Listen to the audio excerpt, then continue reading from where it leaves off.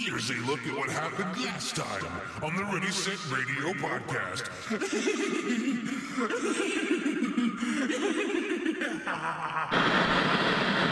Thank you, Miss Julie. Don't clap, Eric. I'm not Hold gonna on. clap. I can't. But real quick, I'm doing fantastic. Thanks for asking. Eric looks really uncomfortable with the hat and the Yeah, glove. so get to your thing. So this is the closest I'll ever get to childhood bucket list of hanging out and interviewing Freddy Krueger.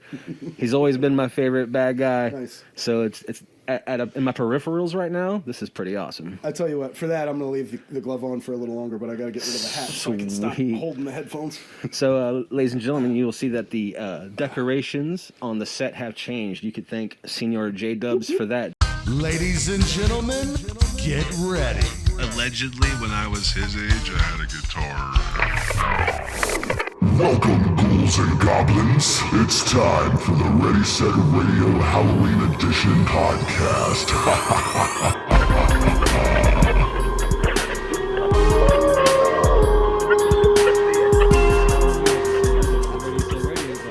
Could you sound any more bummed, dude?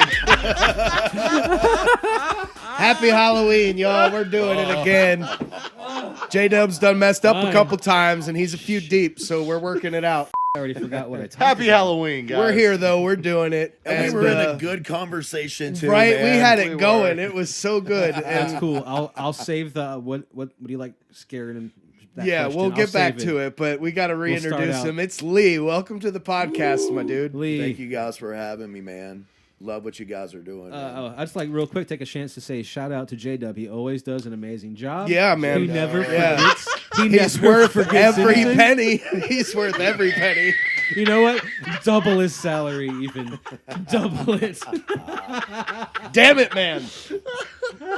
Get it together over there. Welcome to the Halloween, the special Halloween episode of the Ready Set Radio podcast. My name is Floaty. With me, as always, is my heterosexual life mate, The Beard. And over there, pressing the buttons and f***ing shit up is J-Dubs. I got that. Give it up, Hey, baby. guys, how y'all doing? Yes, and to my immediate left is the illustriously amazing, Lee. infamously awesome Lee Myers from our wonderful music scene. Everybody that we know knows him. What? Yes. He is one of the coolest guys I've ever met, and we're gonna pretend like we haven't had this conversation before. So Lee, It's okay. tell me about the first thing you did. How'd you get into music? How'd that start? First thing I did was basically, like I said, I've always, my mother influenced me at a very young age. She seen that I was intrigued with music because I was a very, very quiet, shy kid. And, my parents were bikers and they were into partying and the party lifestyle. So I was around that a lot. And my way of coming out of my box is AC/DC Highway to Hell. That song would come on. I was like 5, 6 years old and I would lose my shit, because just something about that song, the vibe. Right. And they started putting me up on a coffee table while they all sat around and smoked weed and got drunk. And I would lip sync, Highway to Hell and perform for them, for my family and friends. That's fantastic. And Is there any video of that? I wish there was, man. I would love to have that, But yeah, that's how I realized that this is something that I wanted to do. And then I've chased it ever since. And, I rehearsed, I took a handful of lessons as I was getting started to just kind of understand breath control and those type of things. Right. But other than that, man, just pretty much went on my own. And I was really, really huge into the local metal scene that we had then in the early 90s, which was some of the best shit we had. And the scene was so thriving. Bands like False Prophet, Perpetual Iniquity, Misplaced Aggression, Sans Sobriety, and it was some very broad spectrum of style there.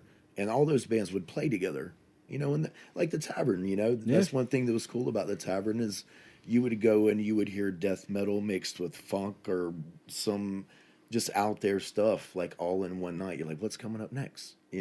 Yeah. I just always thought that was really cool about Me that. too. But, That's one of the things I loved about Tavern was the diversity on any given night, not just across the month, but in one night.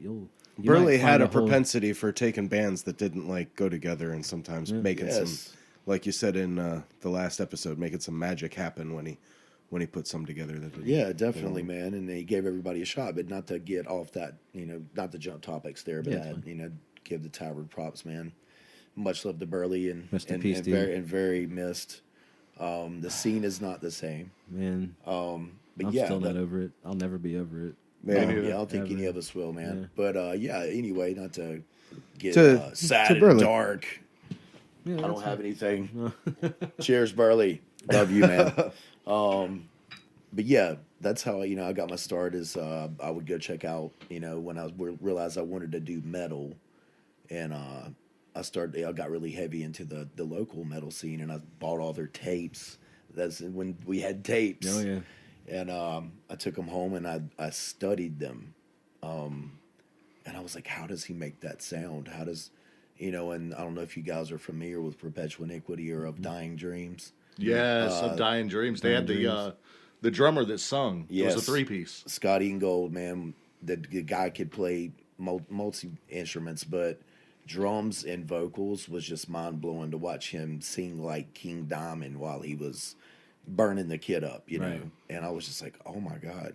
And then of course, False Prophet was more on the dark side, and I really always dug the darkness in that, and the lyrical content was very. I wouldn't say I'm satanic. It was, he was really reciting some stuff from the Bible, just the darkness from those things. It was just cool, man. So, but yeah, that's how I kind of learned how to do what I do, and I still use those same skills.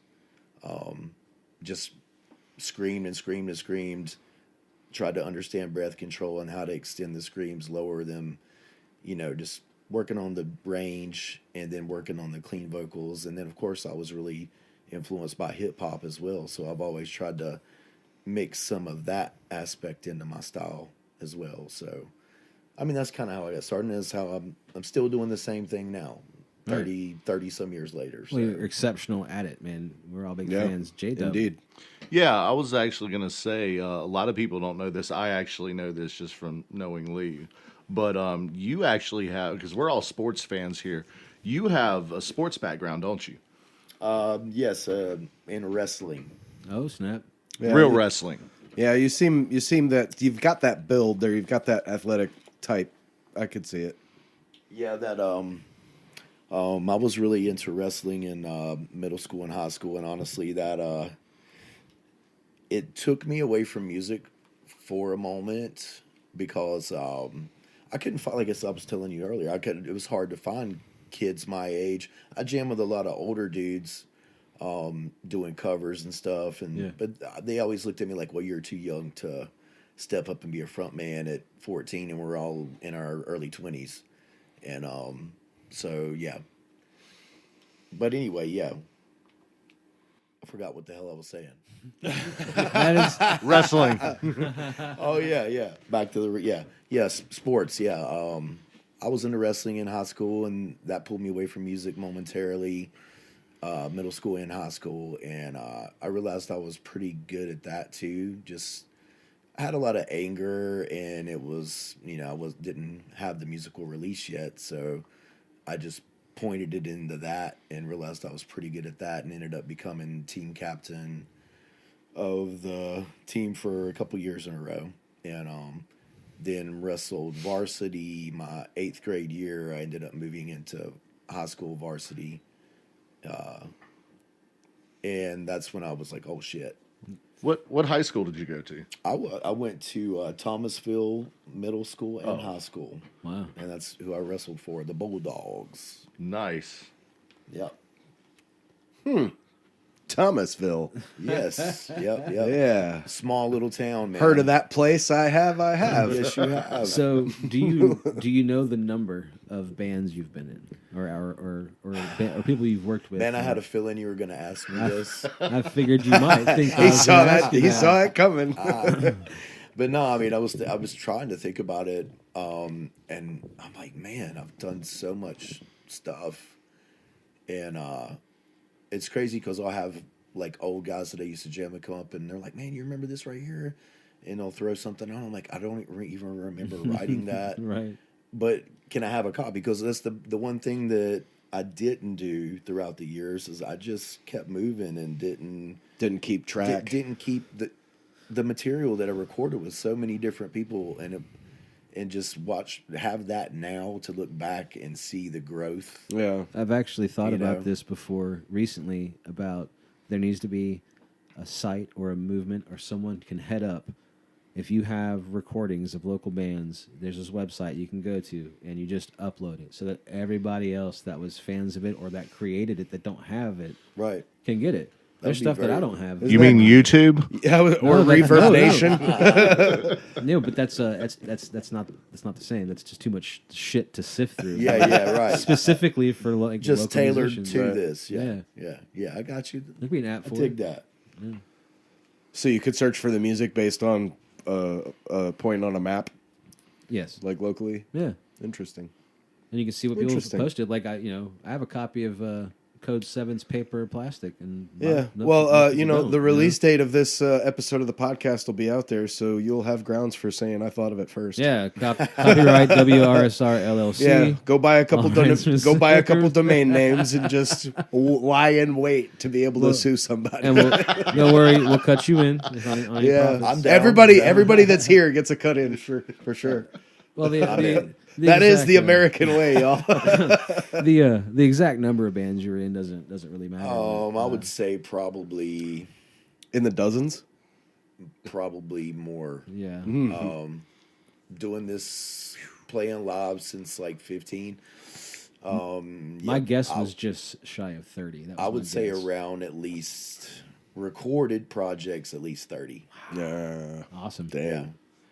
My follow-up question to that was, how many at one time was the most you ever were in at one time? Bands at one time that I was trying to pull off. I was in four bands at once.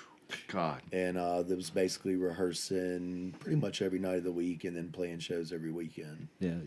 Well, your hustle was not lost on people from the outside looking in. Like we knew that you were working your ass off. I didn't know if anybody else in your circle was, but we knew you were. One of the hardest working men in the scene, Absolutely. for sure. And it paid off. I truly appreciate that, man. I feel like the weakness that I had, and it's because of age and being a wild young man.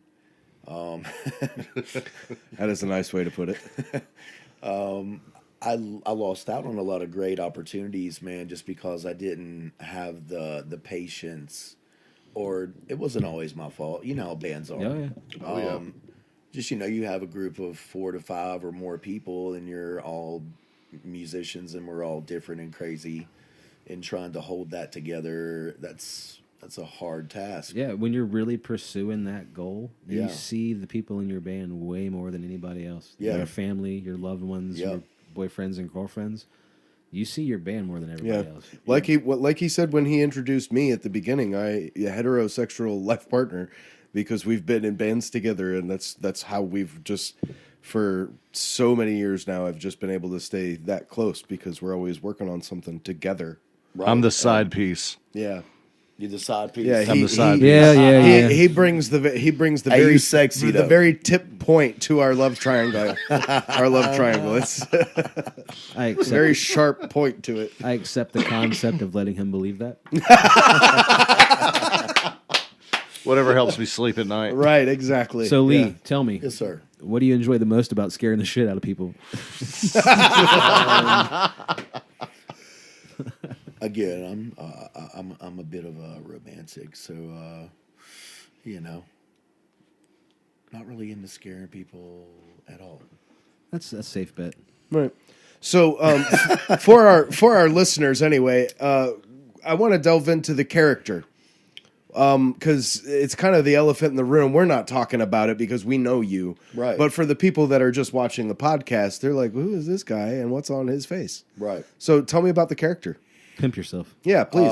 The character is DeadLee, and this character came about through an opportunity to be the house band at one of the best local haunts we have. Heck yeah. Yes, sir. Woods of Terror. and Of which our esteemed J Dubs is also an alum. Yep. Worked there for quite a long time Yeah, himself. and I guess if you guys haven't noticed yet, we take Halloween kind of seriously. Yeah. Yes.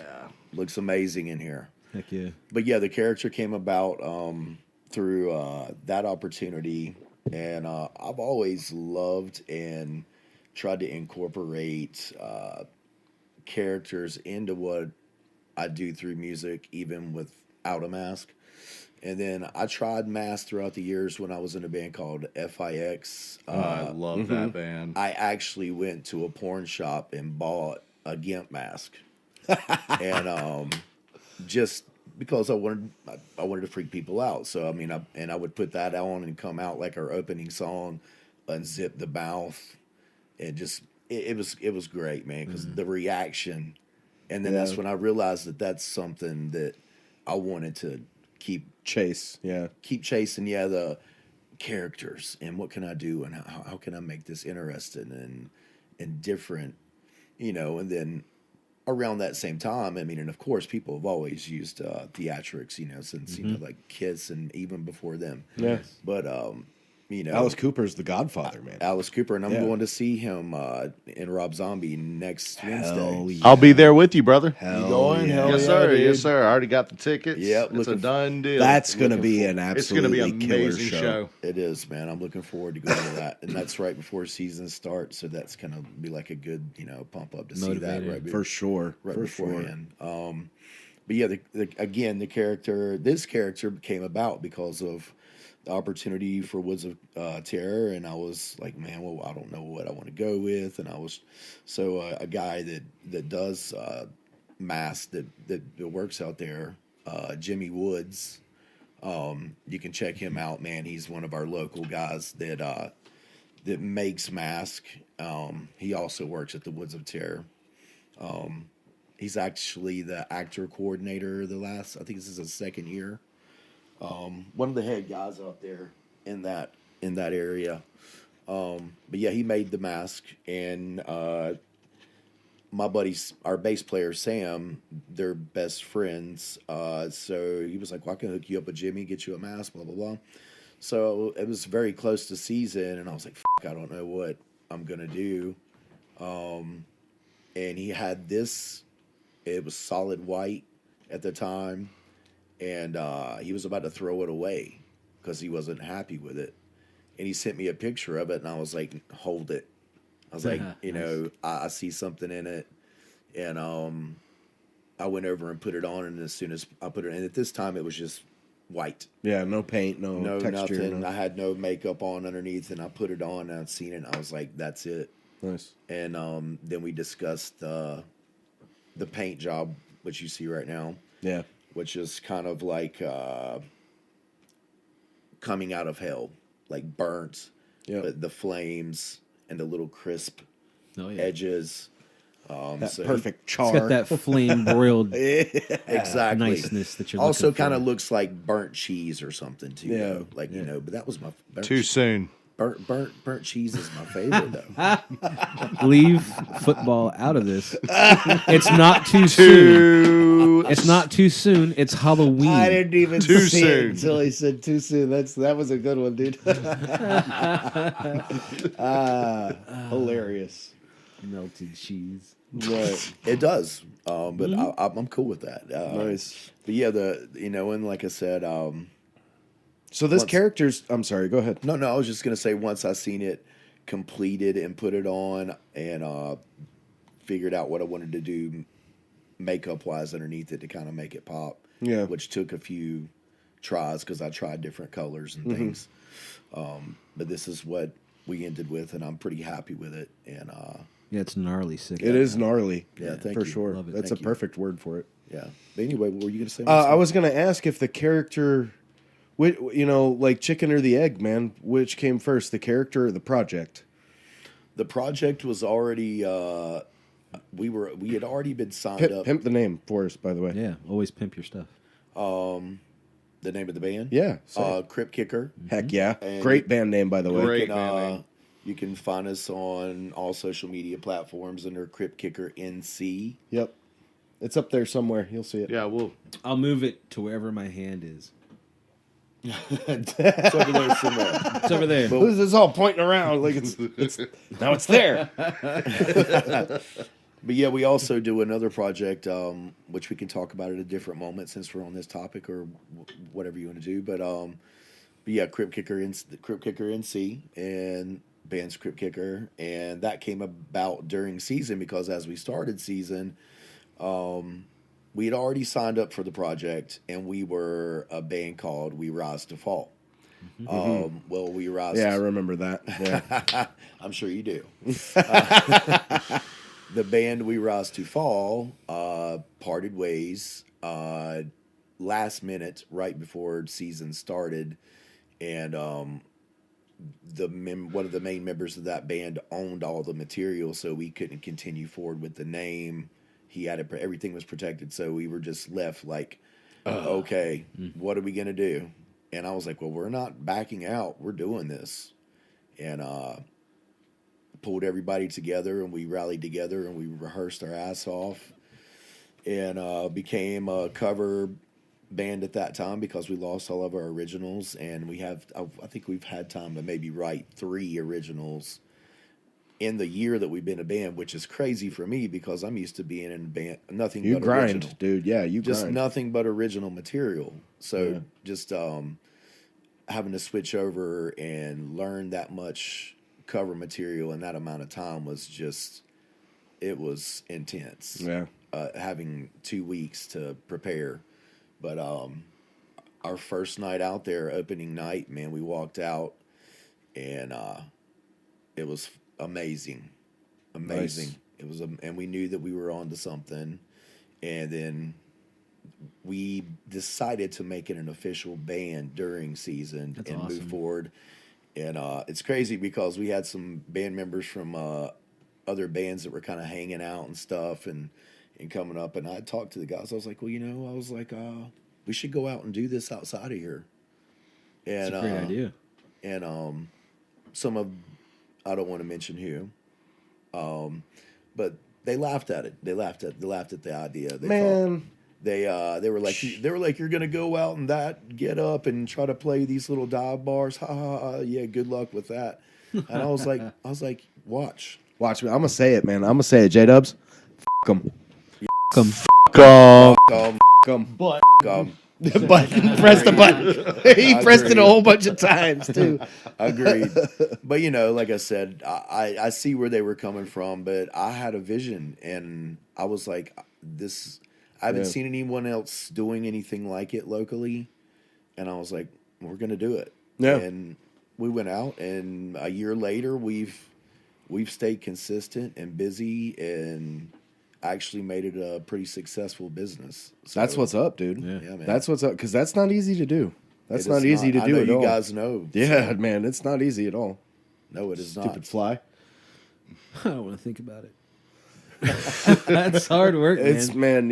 It's a lot, dude. It's a lot, and But we do it to ourselves. but that's why we wanted you to have you on here, because you're one of those guys that's out there doing it, whose opinion about doing it is one that we would respect, like, because we've seen the grind, and you've been around for so long, dude, doing this damn thing.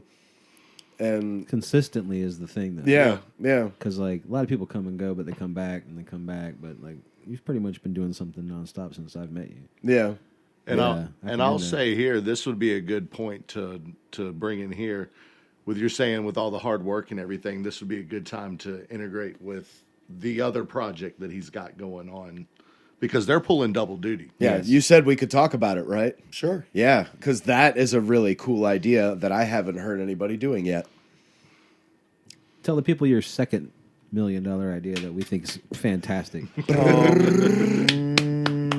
We decided to do, well, we were doing a handful of this band's tunes, and I was like, man, we do their stuff really well, and it kind of comes naturally. And so, I mean, the band I'm talking about is, of course, Korn.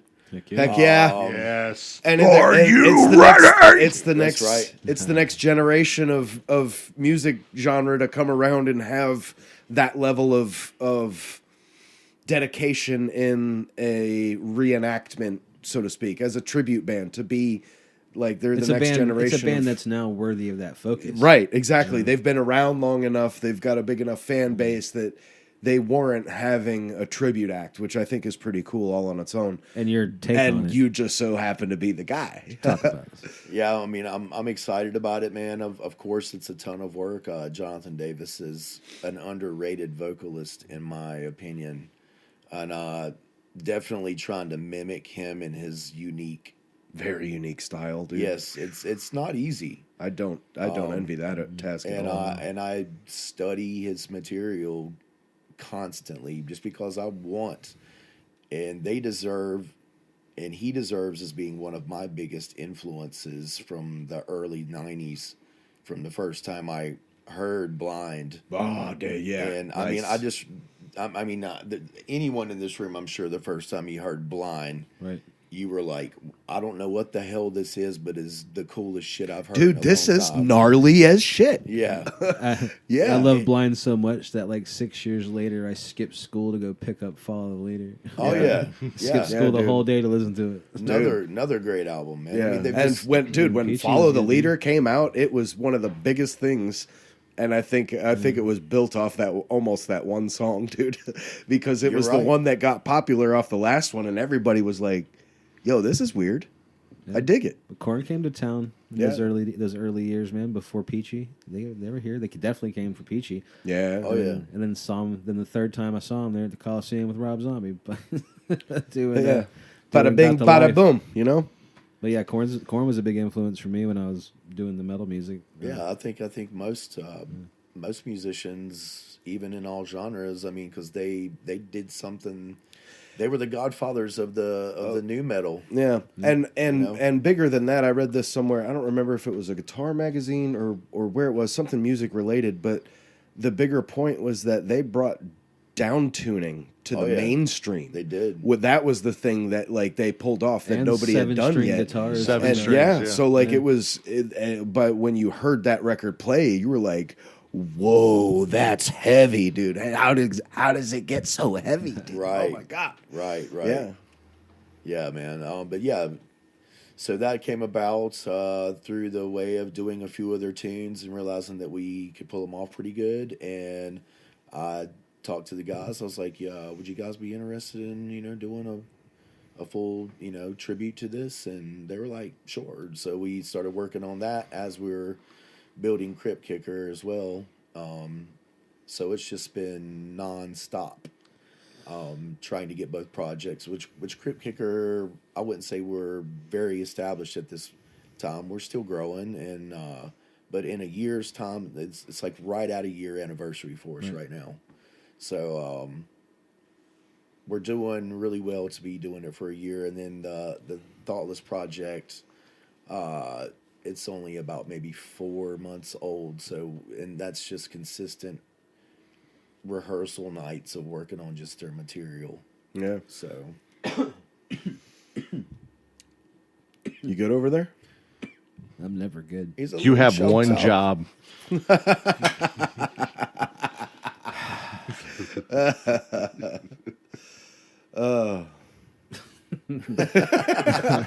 Happy Halloween, y'all. I had something to say. Happy Yeah, happy Halloween. Halloween. We should have had. Where's the bowl of candy at, man? Hey, I don't know, but this actually feels like a really good time for us to take a break and listen to a word from our sponsors. I'm Drew from Ready Set Radio, I'm Julie from Ready Set Radio. and this is Merchandising 101. Check out this shirt. Do you like futuristic novelties of a band that's not quite yet famous but will be famous soon in the future? I'm Drew, I'm Julie. and we're here to sell you some. How about this shirt? Cool shit, huh? Are you one of those meticulous home decorators that only decorates your house with one style of stuff? Well, we're here to sell you our style of stuff. WRSR, Ready Set Radio 103.7 presents the merch store. You can find it at ReadySetRadio.com. ReadySetRadio.com. We're Ready Set Radio, and we want to see you wearing our cool stuff. Grab a shirt. We're coming back. What a commercial, so huh? That was a really nice commercial. Hopefully it wasn't the same one. Yeah, it was a nice new commercial. That was spit shine and polished just for the Halloween episode. Yeah. wasn't so and so really good in it? Yeah. So I want to jump right back into our line of questioning for Lee. Well, we've got you here, man. Yes, sir. What is out of all in any characters, costumes that you've ever donned to do anything, is there one that stands out to you? Is there a favorite? Is there a like this one was the biggest pain in my ass, or one that stands out for whatever reason? Honorable mentions. Oh Yeah. man, as far as a costume that I've done, I was in a band called The Function. And at this point, we were a double frontman band, and You do a lot of that. I see a pattern there. yeah, I mean, I've done it quite a few times, man. Interesting. Method 51 as well, which the guitarist is now in Fozzy. Billy Gray, Yes, he is. the guitarist in Fozzy, and it's crazy because he was one of my best friends for a long time.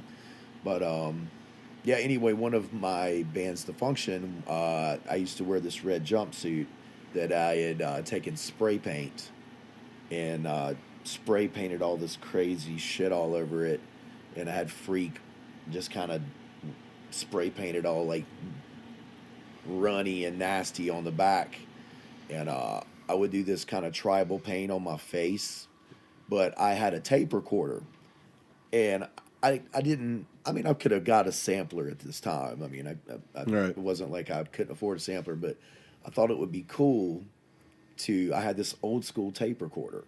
So anything cool that I would, like a little saying from a movie, horror, comedy, this, that, and I recorded it on this thing, and then we mapped our set around where I could hit the sample, and I would stick the mic up to it, and I duct taped it.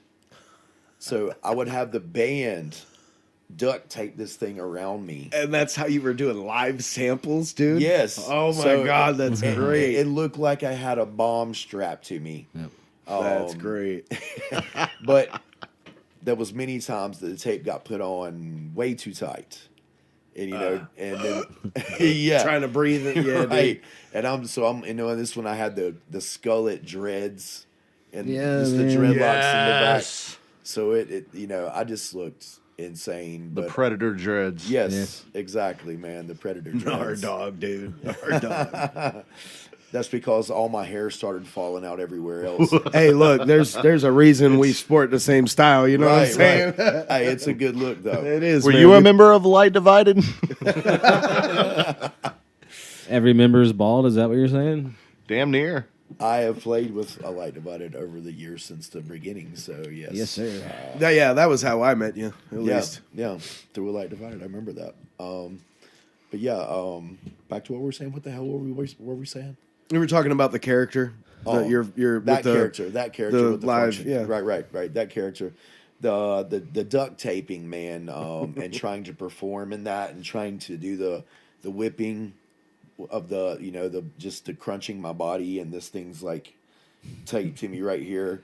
So I loved it and hated it all at the same time because it was Right. the most uncomfortable thing. But the reaction that it would get when I would come out in that. Like a fucking hardcore Teddy Ruxpin. Pretty much, Yeah, man. man. Yeah, that's I like That's that. I like awesome. that. I like How that. dare you destroy my childhood like that? I am so glad that you're here because I failed to remember the function, and now I'm like, holy shit! I remember that fucking jumpsuit, and the tape recorder and stuff, man. Yeah. Yeah. Wow. That one was fun, and then I'd mentioned earlier the gimp mask was a good one too. Yeah. Is that following an Cool ecstasy? ideas, dude. You're quite the showman. for sure. With that appreciate dark that. edge, you know. Yeah, you're Appreciate that. one of the, as far as local bands that not only think about but put effort into the visuals side of their band. Right. They're the ones that stand out. It's Yeah. a dying art. And it's hard enough to find bands that do that to begin with, but the ones that do it well enough to actually do something that garners a reaction, and then on top of that, like make it completely theirs. You know, like it's not Right.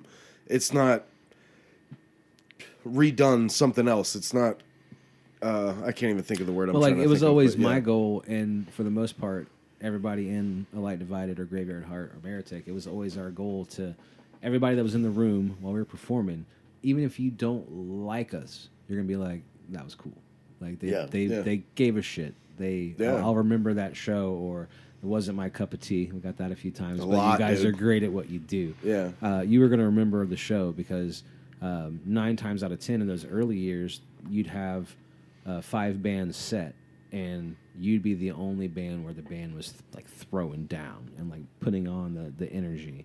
Yeah. And it's like, you know, it's not that those bands were bad. They're not bad. They're great bands. But like, if you want to stand out, like it's already hard enough to make a name for yourself in an industry that's already stacked against you. Yeah. And to see someone else that, But yeah, or to that just even come more out- so puts effort into the visuals is just something that I really appreciated about your work throughout the years. And whether we told you at the time or not, but like, you know, thanks, man. Like, there were some great shows thank that you. we were just standing in the crowd You, enjoying. you might have even been an influence. Yeah, You and definitely were on my end. for sure.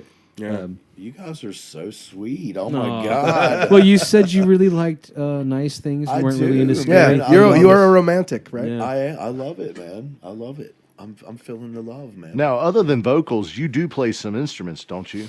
I can play little drums, a little keys, harmonica. I mean, yeah. I mean, I'm no master at any, but I can tool around, you know, and make some noise on a few things. Sounds like we're starting a bluegrass band, you know. He used to have a wicked. On Halloween. He used to have a wicked keytar. I did have a very badass guitar. Dude, we've thought pretty hard about bringing a keytar to Ready Set Radio, man. I We I feel should. like it Still would. a possibility. I feel Man, like it I would would. really set them '80s songs off. You know Do what I'm it, saying? man. Do it. Do it. It's I got mine in Roland Axe. Nice. It's a few years old now, but it's it just, and I got the one that had it was solid red and it had all black keys. Yeah. Oh, So, that's good looking, dude. Man, it was beautiful. To match those red and black floor wedges. Yep. Yeah. Yep. It also matches your eyes. I have those floor wedges. You have those wedges? Yeah, those red and black floor wedges. Oh, those are the same wedges. Yeah. Yeah. Small Wow. world. Yep. Small doubt. world. I thought you were just stealing his shit. I was like, Lee did that first, right? No, that's them, the Behringers. Yeah, well, myself and old J-Dub here, we've done some music together, and he's a very, very talented musician himself, man. Thank you, sir. I appreciate that. Yes. So, Yeah. I'll- we were excited to get him on board, and I'm not sure that he really saw being involved looking like this, but we're happy to have him, even if he does fuck it up. yeah, he's been very beneficial. Just I'm just keeping Being you on your around. toes, bro. what button pressed did the you button. just press? What did he do?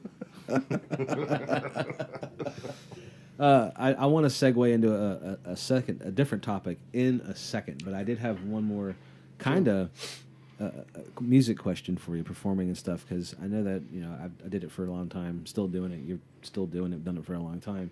I was wondering personally, like, have the reasons why you still get up every day and pursue this, have the reasons changed? And if so, is it more, or is the performance in music more or less important into your life? And do you still acknowledge that there's like that drive, or is it more, I just want to make sure you're not doing stuff out of habit, because sometimes I worry that I just do this shit because it's what I've been doing. But then there's other days where I have total reasons. You just blew my mind. What? Yeah. Have I been doing this just because this is what I have been doing? Yeah, like do I not Oh my do God. anything else? Am I not a real artist? like Oh my God. who am I? Who am I? Who am I if I'm not floaty? Right? Like that kind Yeah, of those kinds I of get it. questions. But there are also days where I personally have, there's very real benefits I get from doing this. But I'm wondering if you've ever noticed, or have you ever thought about why you're still doing it? Is the reasons the same as when you were 20 as they are now, or 14? I think is what you said when you first started doing music. Like, have those reasons changed? How's that evolved? Well, first off, I think it's really good that you're asking yourself all those questions, because I think it's good to do those things. Really? Because I feel like I'm going through a midlife crisis. I don't think you're going through a midlife crisis, man. That makes me feel better. No, man. It's an identity crisis. maybe. There'll be a Corvette outside in no time. as far as the reasons that I'm doing this, man, nah, I don't feel like they've changed a whole lot, man. I still feel like that. I mean, I don't care about fame anymore. I don't do. I mean, at a point when I first started doing this, I think, of course, I was chasing that dream of you want the fame and the money, Yeah, and everybody wants to play in front of big crowds. the shit you seen on MTV, and of course you wanted that, and and it's amazing, you guys know when you play in front of several thousand people, and you feel that energy, it's amazing. It's a drug, dude. That's how I high was I'm just still gonna say, chasing. yeah. Chasing the dragon, dude. Yeah, man. But It releases hormones and shit. yes, definitely. Serotonin is released. I got your hormones. Some testosterone for you. But yeah, man, the reasons, I don't think they've changed. I still have the same exact drive, man, as I did then. And I don't think I'll ever lose that. I just think that this is, and at a point in time, I know we all struggle with things and mental health things. And, even, when I was seeing a therapist regularly, and I'd stopped playing music for a couple years when I was going through some health issues. That was the most depressed I've ever been in my life, was when I wasn't doing this. I almost died. I literally laid in a bed for months. I didn't eat. I didn't shower. I was not living. I was just withering away in a bed and could not break it. So, and, I've had friends that struggle with depression, and I've always had anxiety issues. Not the depression, but depression grabs you and wraps you up in this warm, lovely blanket and holds you there. Feels good to be sad sometimes. It does. It's comfortable. You're used to it, It is. It's a Familiar. really. It's a. Unfortunately, it's a great feeling to feel sadness sometimes, but I feel like you can use that in your music as well, of course. But that's the only time, like you were saying, I've been consistent. That's the only time I was not consistently in a band or working on some kind of musical project. But, So just to do it is to be true to yourself. yes, Yeah, Yeah. yeah, I love that. I get that. And Yeah. that's the next character, consistently. Sure, whatever that means. We got to come up with some kind of dumb reason to have that character now. So, dude, I appreciate you answering that question, because I was kind of timid to ask that one, because it's something I've been thinking about. Am I Right. still doing this for the same reasons? Because I think love you it? do it. Yeah, man, you love. Dude, there's days Yeah, I feel that way. Right. I'm just doing this just because I got. What else am I gonna do with my time? And I simplify it sometimes by saying it's my favorite drug. It's the one that I can't kick. But if I don't have it, I go through what feels like real withdrawal. Like if I don't play my drums or a guitar every day, I feel like I'm missing something. Right. And it's usually sometimes that it can be the catalyst of my anxiety for a whole day. Like Right. I haven't done music today. I haven't bettered my craft. I haven't worked on something I need to. That's a work on. form of meditation for you. Right. It's a release. It's no different than going to the gym. Whatever the thing is that you do that makes you feel good. Right. And I try to encourage people that they're not trying to pursue this kind of stuff to be in public with it, but you don't have to be have desires to become a rock star or to people even hear your music for you to write a song. You can write a song just for yourself in your bedroom.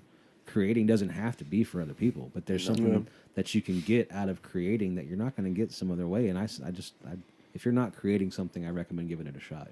A hobby, build a model, do some diamond art, get some acrylic paints and some canvas. Gardening. You don't have to be good at something to be it. You don't have to be a great painter to be a painter. You don't have to be a great songwriter to be a songwriter. No, definitely not. But I'm confident now that I still do stuff in music and production.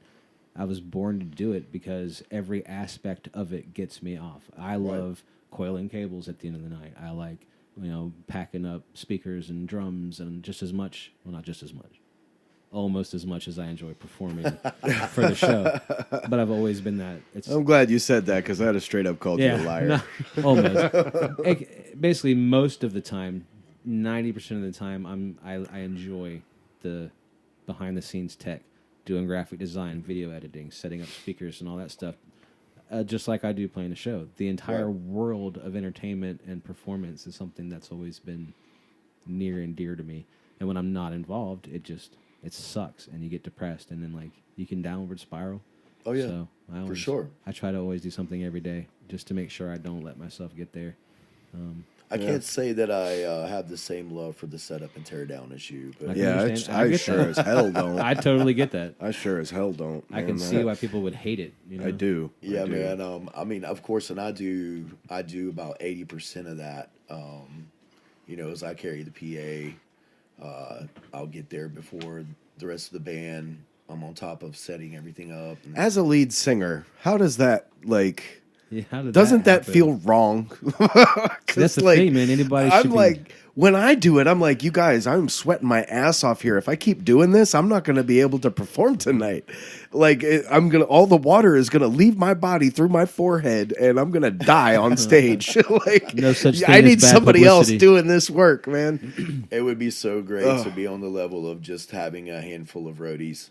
But I was discussing this with my bass player the other night, man. I was like, don't you remember back in the day when we could, you know, your buddies would show up to your shows and they'd be like, hey, man, can we set some stuff up for you? Yep. Can we, Hell hey, yeah. man, can we, and just give them a couple beers or, you know, whatever, and they'll unload your shit for you. Yeah. Set it up, you know. And Shout out to Twat Waffle. Yeah, dude. I was literally just going to bring them up. I You miss get out of you my head. so much, dude. Thank you. Can we for- say twat waffle? we'll bleep twat, but thank you for everything you ever did for us. Yeah. Carrying my amp through. Do you even remember his real name? Nathan? Yeah. Yeah. Thank you for carrying my amp through 100-degree weather hey, when shout I out to couldn't work. Nathan, man. And Your road crowds crew. of people who didn't want him there, you know? Yep. Thank you for everything you did for A Light Divided and for myself. So Yeah, no, if right you're on, watching, man. I appreciate you. Yeah, but I mean, back in, you know, those times, man, are different, man. You could have your buddies would show up and help you out, help you unload, and now it's like I get to a gig and, you know, and a lot of people say things just like what you said. I'm like, man, aren't you the vocalist? You shouldn't be doing all this. And I'm like, Yeah, well, dude. it's a job. I approach it like It is. that aspect of it of, you know, this is what I'm an entertainer that is trying to make money, and this is what I got to do for this part. I also worked at as a stagehand at the Greensboro Coliseum for like 6 years, and joined the union there, local 574. 574. But yeah, so I was a part of the IATSE there, and I got to work so many amazing, huge shows: Taylor Swift, Britney Spears, Justin Bieber's, Jay-Z. The production level on those types of events. Yeah, all the big country artists that were rolling through, all the WWE events. Those are absolutely ridiculous setups. So yeah, I learned from behind the scenes too, and just being there, whatever I was doing, running a confetti cannon or whatever, or running a spotlight during the show, and just seeing that many people and being a part of that setup and teardown is pretty cool to see it from that aspect too, and made me have a whole another level of respect for what goes on behind the scenes. How much work it takes to make a show happen, A dude. show like that, Ridiculous. You know, you're talking about several $100,000 million set up, you know, every night. You know, it's production. It's crazy, man. And then tear it down the next day and set it up somewhere else. Yep. Like- And just that's their lives. Yep. There's guys on the road, man. That's a hard life. It is, dude. It is. It is.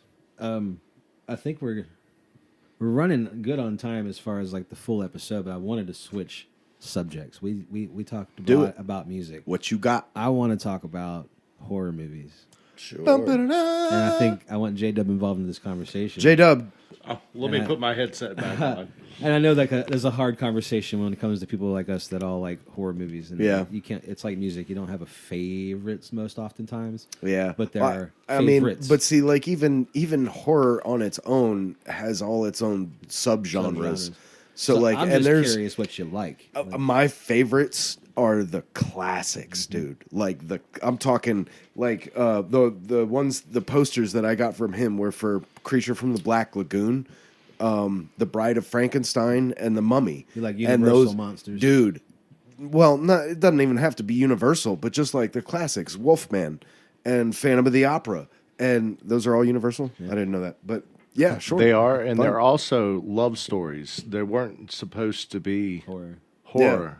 That was a genre that came later. Yeah, But but they based were on all- the characters. Yeah, they were all love stories. Interesting. That's an interesting take. Yeah, I guess you're right. So anyway, But, I just yeah. wanted to talk about like good horror movies you've seen recently, and like Mm. all time thing, like movies all time favorites, things that you like from childhood. Oh man, that's And has I've- any movie actually scared the shit out of you? I've got. Well, I mean, when I was the first time I saw The Exorcist, that one got me. Oh yeah, Yeah, that that's- was that's disturbing. One Dude. of my top. Yeah, Dude, Yeah. gnarly. Yes. Gnarly good. Still to this day holds up. Yes. Yeah. She comes down the Yes! stairs backwards. That's just disturbing. By Yeah, itself. dude. Yeah, like that kind of scurrying, just like is supposed to like we're literally built to be like That's wrong. you know, like Right. and but to see a human do it and all distorted, gnarly good, dude, gnarly good. There was another one I had in my head just a second ago and I lost it. I'm with that though. Like Yeah. most of my favorites involve practical effects from the 80s specifically, but I like all horror movies. Like I'll find something I like. Yeah. There was actually I just thought of two more. Phantasm and the first one. Yes. That one was one that like I had known about horror movies and all the slasher flicks. I've got a soft place in my heart for all the slasher flicks, but the Phantasm was the first one I ever saw that wasn't. It was horror, but it wasn't really slasher, and it was. It took the whole genre to another level for me at a young age, Right. And there were boobs, so that was nice. But, but That was the best thing about 80s horror. Was they boobies. were quick with a set, dude.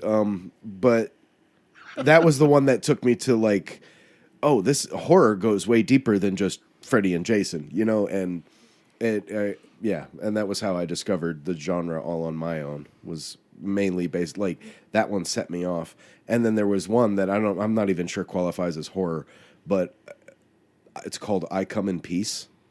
I remember that one. Yeah. Yeah. Whoa. Whoa, dude. I have not. Whoa. Yeah. I haven't seen anything about it in 25 years. But yeah, I remember that movie. And that dude creeped me the hell out. Big time. I'll not forget Green Inferno. See, that's one I haven't heard of. You were talking about production on like some old school stuff, man. Have you guys ever watched the documentary of the making of the original Halloween? Oh, I've yes. seen some documentaries. Yes. I'm not sure Yeah, it's the same I one. think it's on Netflix. They usually put them on around this time of year too. I mean, but that's a killer one, man. It was a groundbreaking one, dude, because like you didn't even really see anything actually happen. It was just all of a sudden you see him, but he's been standing there still the whole time, and then it just cuts, and then he's what? Right. Yeah, Yeah, there's crazy that weird like cinema, like Yeah, the way yeah. they approached that with like it was I get what you're shoestring saying. budget too, like super low budget, but what they pulled off without a budget and the camera shots and I mean I know you guys looking at it from an editing point of view, and the way they were basically they had I think this is when they had first invented that I don't know what it's called, but the camera that straps around your waist so Steady you can. cam. So you Yeah, can the walk body with- steady cam, yeah. and it was super heavy at that point. And I can't remember the cameraman's name, but man, that first initial shot of the opening when he's going through the house, with the mask. Yeah. yeah, Oh yeah, that was one of the first like steady cam shots. I remember Right, seeing right. that in the documentary. right, and And then I only just learned about the mask and it being a William Shatner mask. yes, yeah, And I never knew that for the longest, dude. And I was like, what? Yeah, It was, crazy man. cool. I think they had that as an option. An old school clown mask as an option. Do you remember the other option, J-Dub? Not offhand. Anyway, it was I can't remember if it was some kind of weird old school mask, but the William Shatner mask was just creepy in itself. But then when they, I think they cut out the eyelids, painted it white, and teased the hair. It was last minute. They needed something on set immediately, right. And that's the guy. Someone ran into the and just on a whim in 15 minutes, this guy came up with the most iconic scary mask. Just think if that store changed its order or ordered something different. It was a Dolly Parton mask. I don't know. That with could the be hair it. slicked back, painted white. Oh my god, that could be super. Killing Oh my 9 God, to yeah. 5. The butterfly effect is real, and it would change everything. But yeah, man, that's one of the most iconic ones that, and a classic that I love and will always cherish, and seeing the making from behind the scenes and just how quick they were with set changes and like literally on the spur of the moment is pretty impressive, man. And one of the best horror movies of all time as far as the slasher genre. Right. Yeah. Agreed. Yeah. About 80s special effects, practical effects, like I Tom love Savini. it. I still love it. Me too, man. I'm a huge fan of like movies like Creepshow, Yeah. and, Dawn of the Dead, and like One of the newer Dude, I'm a ones- big fan of Rob Zombie in Oh, yeah. general. Yes. And not like, because not even all of his, I think all of his stuff could technically be considered horror, but like The Devil's Rejects, I wouldn't consider a horror movie, but more that's like one of my a favorite movies psychological- ever, dude. Love it. It was more like a twisted western. Yeah, dude. Like something. these, I ain't never seen a cowboy act like that. Holy cow! Yeah, right. Gnarly cool movie though. I love that. That whole trilogy that he's got going on there. But like, The Devil's Rejects just didn't seem to fit as well. Like it was out of the trilogy. It was the one that it could stand alone on its own all day. But Amazing like, soundtrack. Dude. yeah, yes, dude. Hell yeah. Fantastic soundtrack. Yeah. Rob Zombie's good at that stuff. Oh man. yeah, man. you better be. Yeah, but then I also really liked his Halloween remakes. I Dude. did too. The first did one, too. the first one, and having the backstory of Michael Myers. Yeah. That really got me. You know, my last name is Myers, and I have Michael Myers tattooed on my rib cage, and you know, that was one of the first movies, along with The Exorcist. Yeah. Being 7 or 8 years old when I seen that for the first time. Yeah. And knowing that he killed everyone in his family. Yeah.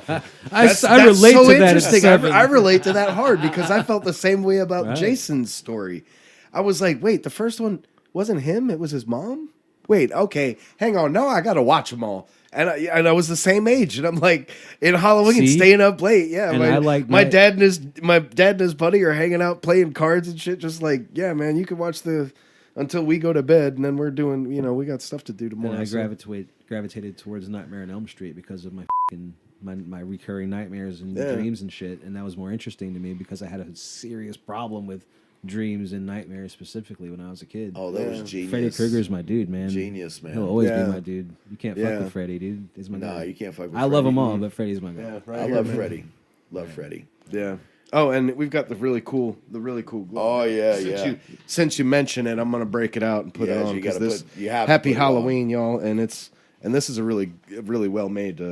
Really Shout well out to Steve Williams, glove. my father. He made that, Nice. fabricated Yeah. it and everything. He used to make them for Woods of Terror.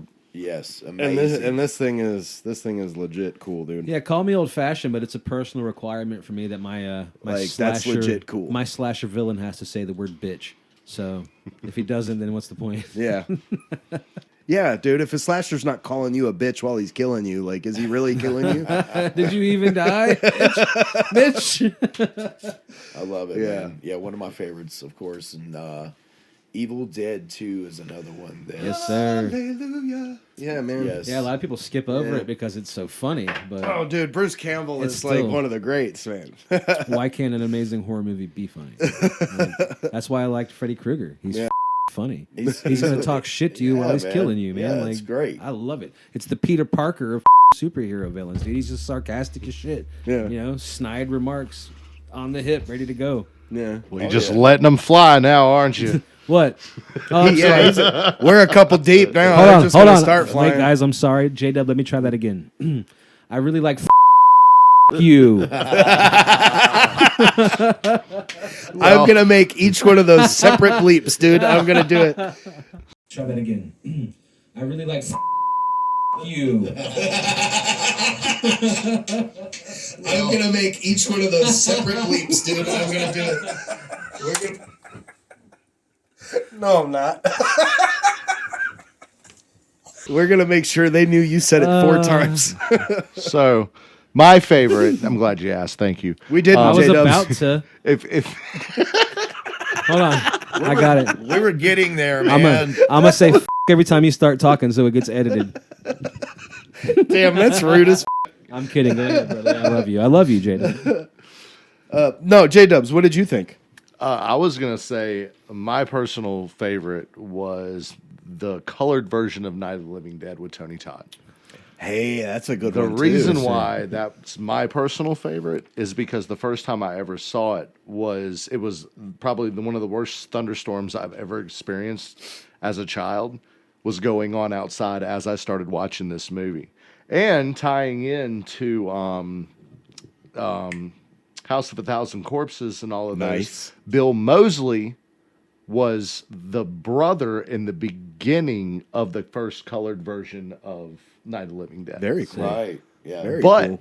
I We sit have here edit and tried to buttons. work that in my head as I was sitting here, and I still just threw up all over the f***ing mic. Hey, push the button. He's getting it. He's getting it. You're getting better, J-Dubs. We love you very much. We're glad you're here. And we won't ever tell anybody you said it. Nope, we'll edit it out, and they'll never know. You go ahead, man. While we're still on horror movies, I have just two follow-ups. I want to know about, is there any modern, current horror series or movies that you've really enjoyed and would recommend? And has there been anything recently that's actually scared the crap out of you? I wouldn't say the movie itself scared me, but the character grabbed me immediately, and that's Art, the clown. Yeah. Yes. Just he's got the Michael Myers creepiness mixed with like this Charlie Chaplin kind of That's a brilliant analysis, my dude. kind of way of approach with his charm, his kill, just everything, and his kills are so fucking violent, man. Yeah. It's oh my god, and it's but they keep it at that 80s level gore, Yeah. you know. Almost a little bit campy. Yes. Yeah. Yeah. Definitely like a campy vibe with the gore. Yeah. But I remember seeing the first one, and it was super low budget, and we just happened to throw it on, Right. and he instantly, when he stepped out, I was like, okay, interesting. Oh, sorry. Go ahead. I was just going to say that was a killer question because it instantly made me think of 3 other movies that we haven't even thought of yet. And horror-wise, I felt like they needed to be mentioned. Not to cut you off. No, you're fine, man. But there's 3 of them. In my head, I'm guessing what you're going to say. Oh, well, please, I want to know your guesses before I get to them. Just knee-jerk reaction, like The Shining. No. Would be one. No. Nope. Then It's classic, but no. Sleepaway Camp. That's your favorite. Nope. By the way, none of these 3. Well, one of Conjuring. these 3 is my favorite, but Titanic. he was right. The Conjuring, the whole the Insidious, and Yeah. that whole. I love and, those and, movies. and First dude, Insidious. dude, I love all. that's those what I'm movies. talking. That is the most recent movie that I've ever The been. Conjuring like, Yo, made me what feel the some kind of way. I can't hang, dude. I gotta go. Like I got shit. I gotta. It do. made I you gotta feel go. uncomfortable. It does, dude. It's so like unnerving the whole time, and it's all in the music and in the music, scenes, and yes, and the way everything, it's yes. played is beautiful, dude. I love that movie. I love all the Insidious movies. those are my but that favorite. first And I one- didn't even find out until much later that whole thing is a series. Like they're all Right. connected. Yeah. And that blew my mind all Just like over Marvel. again, dude. Right. So that's one. Number 2, The Human Centipede. I will not Come talk on about now. no. Come on now. No, That shit is just- no. That's all that needs to be mentioned. That's a waste of horrifying film. on a completely different level. Right. And then number 3 is an entire genre, and it has been my favorite thing for most of my life, and that's zombies. Yes. Oh yeah. I love it. Real I quick, love a you good guys get in the zombie comments. You guys let us know what your favorite movies Tell are. us Your what it favorite is. horror movies. Tell us what it is. Especially around Halloween. Tell us what you like to watch during Halloween. And why is it the original Dawn of the Dead? Tell me. Right? Right? Come on, dude. Now, Those are one the other best thing you brought up zombies. the Terrifier. You do know that same actor, his name escapes me right now, but he also plays the mean Grinch in The Mean One. I did know that. What, really? I did not. Sweet. Yeah, That I've is seen him sweet. I've seen him in character. Was watching something on the making of the first one. I love documentary stuff. Me too. Yes. But yeah, I knew that. I did know that, and he's an amazing actor. And I know that they had many talks about the kill scenes in part 2, and I think he was heavily involved in some of the. Do you remember? I mean, have you guys seen part 2? Oh, I don't want to ruin this for anybody, No. but there's a scene. There's one scene that involves a penis, and Oh my god. I don't even want to hear about it. I can't hang. Count me out. we'll just, Oh, but you'll bring up Human Centipede. I didn't. That was him. Finally. He's got the beard, dude. Yeah. but yeah, that scene really messed with my mind. Just the fact that they were talking like they weren't gonna. I think they weren't gonna have it in, and then they kept it in, and it's just so brutal. Man, you just the line that you just said, messed with my mind, brought up a whole nother movie. I still don't know if it's considered a horror movie. You know, I say stuff all the time, and you never get inspired for other things. Dude, there's something about Lee. He just does it to me. But I'm pretty sure it's called Old Boy. Old Boy. Yeah. You ever seen that? I don't think I've seen. It's a Old Boy. Josh Brolin flick. He's great in it. It's a good movie, but you watch it and like it's a slow burn, and you don't realize what's actually happening until like they roll credits, and then you're like, oh my god, wait, is that what I just?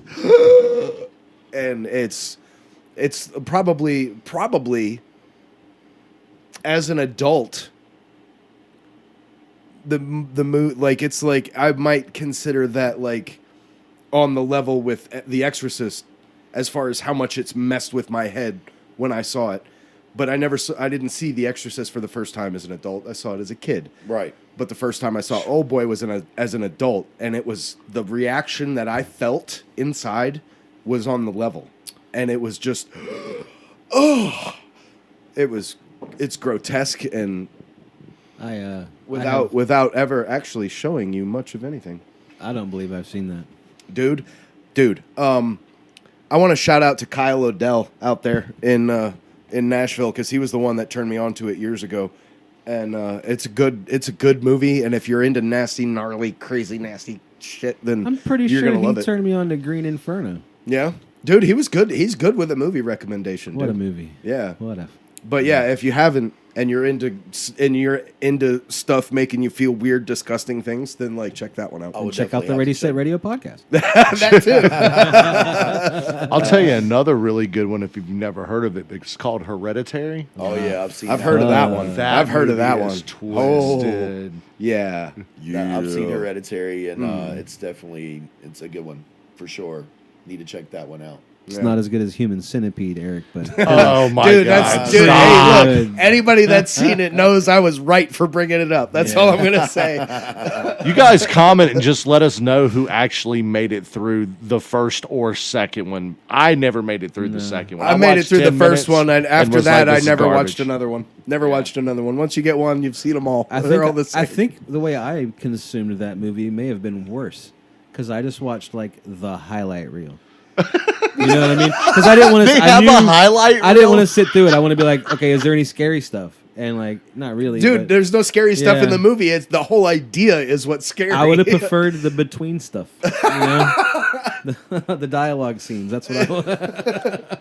Wasn't a lot of dialogue in that movie, dude. I can't even believe we're wasting time talking about We'll, that. we'll cut it. We'll cut it out, dude. It's, No, I ain't getting cut out. We're talking about horror You're like, movies. we're That was an starting one honorable right now. mention, damn it. I'll tell you some good. I almost said psychedelics, but some good mind twist movies. That's an episode we should do. Psychedelics. All of us do a Yeah. podcast on psychedelics. I didn't say on them. I said Psychedelic about them. thrillers. That's what was But psychedelic thriller. it's called Creep. Has Yes. anyone seen Yes. Creep? If Isn't you that- have that- not seen Is that the Creep, one that has Jared Padalecki that in it? movie is crazy. Peach Fuzz. What? If you've seen the movie, you know what I'm talking about. The Wolf Mask and Peach Fuzz. All right. Totally messed up. All right. Well, I think we're all leaving here with movie recommendations, right? Yeah, I haven't felt comfortable since you brought up that other movie. So let's get back to the important questions, Mr. Lee Myers. Do you do sock, shoe, shoe? Or sock, shoe? What kind of sociopath Sock would shoe. do sock, shoe? Take Feel the room out first, man. Damn. You're like, if you do it the wrong Lee, way... please don't tell me you do Take it the sock, iPad from him. shoe, dude. Come on now. What do you What do? do you got? So you're asking me, do I do sock shoe and then sock shoe or Sock, both sock. Or do you shoe, put shoe? them on like a normal person? Man, This is how you bridge the gap between horror movies and Tommy, the end of the show. Tommy, my man, I take it back, dude. I take it back. I didn't mean it. I didn't mean it. I think I normally do sock shoe and then sock shoe. I think. I mean, So you do 1 foot at a time all the way through? I think so. I take it back. I don't know man. if I do that all the time. I take it back. I'm not saying. Have you that ever I- paid attention For to me- like because like it's Now a weird I'm question going, to be now asked. I'm going to pay Yeah. attention Yeah. every time. When I go home, I'm going to pay attention. Every time you put your shoes on from now on, you're gonna think of being on our podcast. Right, Yeah. right. It kinda- Splendid question, my dude. For me, it Splendid. depends on the shoe. Like if it's the kind of shoe you just step into, I'm not going to pick them up. That's always sock, just gonna sock, shoe, shoe. yeah, yeah. Because I'm going to stand up and step in. But like if the shoe has a lot of, Lacing. yeah, then it could be the other way. Dude, I have to lace and tie both of these. I still go sock, shoe. Really? Yeah. You know. I'll have to pay more attention to what the hell I do when I. We're gonna have you back on the podcast for I'll hit Halloween you- next I'll year, hit and you you up better and have a I'll- good answer for us. I'll definitely know. Well, we know that you're getting into your the busiest season of your year. So Yes, thank you yes. very much for taking time out of your schedule to come be on the Ready Set Radio podcast. Hopefully we can do it again. Love I'd to. love to, man. Maybe definitely. something on location at some point down the road. That might Man, be would kinda love to fun. come do a little something in the Little woods thing? with you. You know, like hang out and scare some people, and I'm sure we could work we that can out, work man. something. And I'd like to give you the opportunity to pimp out any and all things that you want people to know about and to go check out online and in person if you'd like. This is coming out at Halloween, so Yeah. So if you got what are you into? websites or Facebook pages, tell them how awesome you are, or you could just tell me to off. Man, I really like to thank Ready Set Radio for having me here, man. Thank all you guys so much, man. Yeah, man, this is and fun. Floaty and the Beard, man. I've been keeping up. I love what you guys are doing. Thanks, man. Thank you. As far as what's Crypt Kicker is about to start Woods of Terror season, September, Friday the 13th. Come out. If you use the code Crypt Kicker, you get 25% off all access. There it is. Ooh, exclusive deals. Hooking up. So that's a really, really good deal, man, for what you get. And that there's a lot of new cool stuff out there this year that's going to be going on. Just come check it out, man. Like I said, use Crypt Kicker as your code. Get you 25% discount. And as far as what we'll be doing otherwise, Thoughtless will be playing this after this season is over. Thoughtless, the Corn Experience, will be at 1819 on December 14th.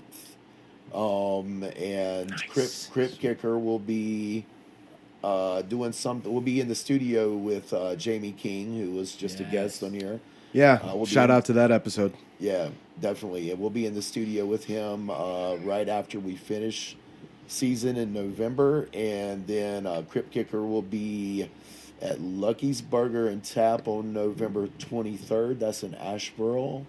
And check out Crypt Kicker NC on all social media sites, TikTok, Facebook, Instagram, and then Thoughtless NC on the same. Heck Thank you yeah. guys so much There for it having is. me, man. Heck yeah. Ladies and gentlemen, Lee Myers. Lee Myers, thank you, my man. We'll see you guys next time on the Ready Set Radio podcast. Happy Halloween. Happy Halloween. Happy everybody. Halloween, everybody. Trick or treat, y'all. The Green Pumpkin! That was fun.